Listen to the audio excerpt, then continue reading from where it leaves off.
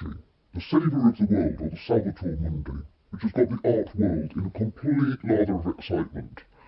Well, it's also got us pretty excited, but for very different reasons. The Shroud of Turin, which is believed by many to be the actual burial cloth of Jesus, which has been miraculously imprinted with his image, was actually faked by Leonardo da Vinci. Not only that Leonardo had created the shroud, but also that he'd made the image using what is a very early photographic technique. Not only that, Leonardo used himself as the model for the man on the shroud. So, when we look at the Turin shroud, what we are actually looking at is a 500-year-old photograph of Leonardo da Vinci. Probably sitting there thinking, yeah, right. And admittedly, put so bluntly and so briefly, it does sound rather off the wall. But we did actually accumulate a huge amount of circumstantial evidence to link Leonardo da Vinci with the shroud. Ladies and gentlemen, we are so pleased to be able to share our landmark discovery with you.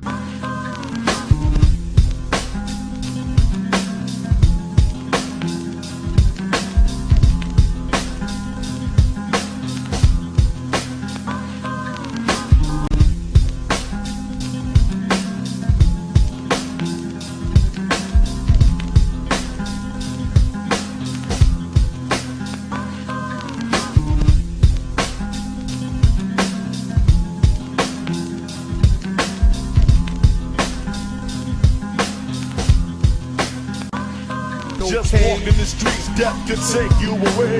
It's never guaranteed that you'll see the next day. At night, the evil armies of Shaitan don't play. So defend the family, that's the code to obey. But if I fall asleep and death takes me away, don't be surprised, son, I wasn't put here to stay at night. The evil army of Shaitan don't play. All we've done is overlay the face of the man on the shroud on the Salvator Mundi and gradually make it more transparent. So the portrait shows through, and you can tell straight away whether the features of the two images match up. We haven't altered the images in any way, we haven't changed the aspect ratio, we haven't stretched them or in any way manipulated them. And I think you can see that the two sets of features do correspond very precisely. If you look at the mouth, the nose, the arch of the eyebrows, the hairline, the bone structure, they're all the same on the two images. We've tried this with many other images, and apart from some versions of the Salvator Mundi, which were actually copied from Leonardo's original, none match up with anything like the same precision. It's hard to believe that the correspondence between the two images is just a coincidence.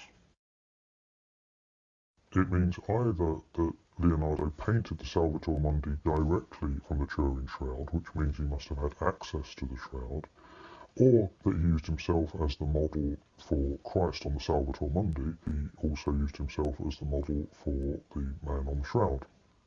Either way, it shows an intimate connection between Leonardo and the Turin shroud. This is a major breakthrough discovery that changes the accepted view of the Shroud of Turin, but it also changes how we see Leonardo the artist, and to us perhaps more importantly, how we see Leonardo the man. But the story just gets better. Leonardo created the Shroud of Turin using a basic photographic technique. We have left a clue about that in the Salvator Mundi. Other depictions of the theme show Jesus holding a solid orb. In Leonardo's version, it's a crystal sphere. Now we know that he was an expert lens maker. This crystal sphere, the lens he used to create the Turin shroud. Frankly, the real Leonardo da Vinci that emerges from all our work is one that art historians are definitely not comfortable with. Just walking the streets, death could take you away. It's never guaranteed that you'll see the next day. At night, the evil armies of Shaitan don't play. So defend the family, that's the code to obey. But if I fall asleep and death takes me away, don't be surprised, son, I wasn't put here to stay at night. The evil army of Shaitan don't play. So the family sits together.